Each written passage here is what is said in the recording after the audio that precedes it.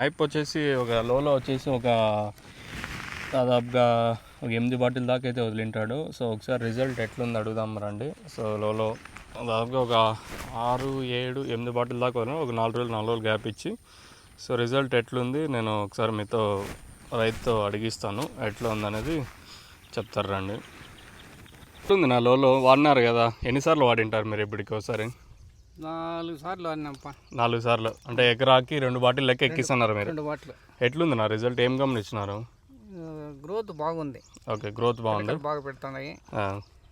చెట్టు బాగా గ్రోత్ బాగా వచ్చింది. ఓకే, ఎకరాకి 2 బాటిల్ లెక్క ఎక్కిస్తున్నారు. ఎక్కించినాం. సైడ్ బ్రాంచ్లు బాగా వస్తున్నాయా దీనివల్ల?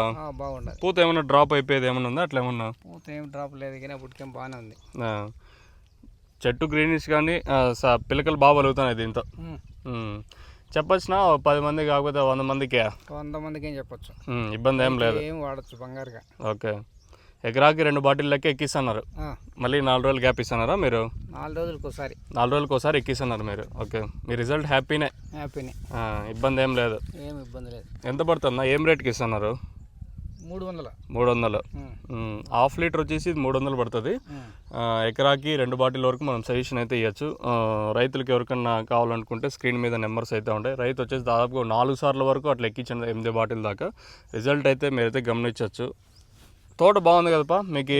నెంబర్ 1గా ఉంది. Okay, number 1. ఓకే, చెప్పచ్చు, ఇబ్బంది ఏం లేదు ఎవరికైనా. ఏం ఇబ్బంది లేదు. ఓకే, ఎవరైనా వాడచ్చు, నమ్మచ్చు. మీరు ఎక్కువగా చెట్టు గ్రీనిష్ కానీ సైడ్ పిల్లకలు బాగా గమనించినారు దీనివల్ల? బాగా వచ్చినాయి. ఓకే, ఇది ఎక్కువ సుత్తి సోదు లేకుండా లోలోకి సంబంధించి రిజల్ట్ 4 సార్లు అయితే వాడించింటుంది. మీరు ఒకసారి గమనించవచ్చు ఇది.